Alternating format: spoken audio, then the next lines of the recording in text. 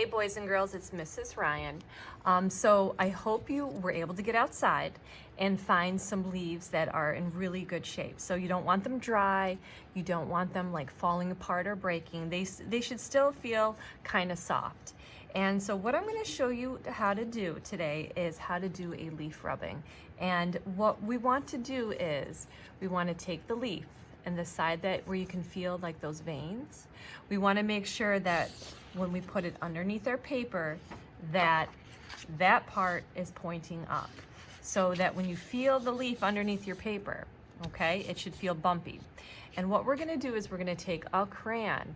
You're going to peel the paper off, and I would like you to choose a dark colored crayon. So I'm using black, but purple is fine, even blue. So one of the darker colors.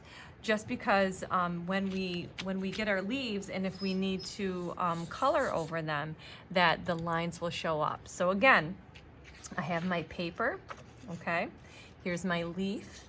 So I want to feel the veins, and I'm going to place it underneath my paper. Now, the trick is to hold it steady. So I take my hand, lay my crayon flat, so not pointy, but flat. So it's laying flat on the paper like this. And you're going to take your pinching fingers, and you're going to go back and forth, and the leaf is going to come through on the paper. So this is a really cool trick. So back and forth, and there is one of my leaves. So you can collect a variety of leaves, or if you want to just use one leaf and repeat it many times. But what I'm trying to do is create a background for a project we're going to start next week.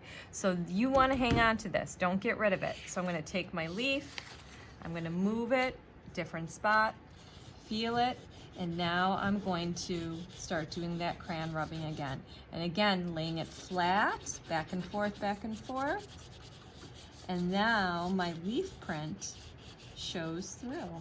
It's a really fun activity, and we're almost like, you know, it looks like it's a real drawing, but we're kind of doing a little art hack here where we're not drawing and we're just picking up. It's called the texture.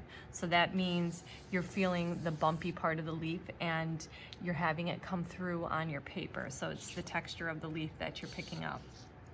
You can get different leaves and put them on here. So I have a smoother leaf. So this one, the veins may not show up as well, just because they don't stick out as much, but we'll see how it looks. Underneath my paper, back and forth, oh, we're good. And this is a little round leaf. Holding it steady, again, my hand is holding it down, rubbing it back and forth, and I'm going to fill up my whole entire paper with these leaf prints. And again, when I see you next art class, make sure you hang on to this because we're going to use it. All right? I have a fun squirrel project we're going to be doing next class. And this is going to be our background for our squirrels. So I turn my paper, take another leaf, put it underneath, vein side pointing up. And then your whole paper will be filled with leaves. Now, if you have watercolor paint at home, and I know not all of us do, but if you do, you can also paint over your leaves. All right, so that's another cool trick. All right, and I'll show you how to do that too. Get my leaf underneath there, and look at, see how it's hanging off part of the edge? Not a big deal. We can have only part of the leaf on there too and do our crayon rubbing. Back and forth, and there's my leaf. Okay, so for me to show you how to do the watercolor part, because this is crayon, what happens is when you use watercolor paints, it will show up on top of this. Okay, so that'll be done in a time lapse. So I'm going to show you how to use with a paintbrush and these little oval watercolor paints. Some of you may have them at home. If not, you can just leave it like this. This is totally fine. But I'm going to show you how it's going to look in a time lapse with the watercolor paint.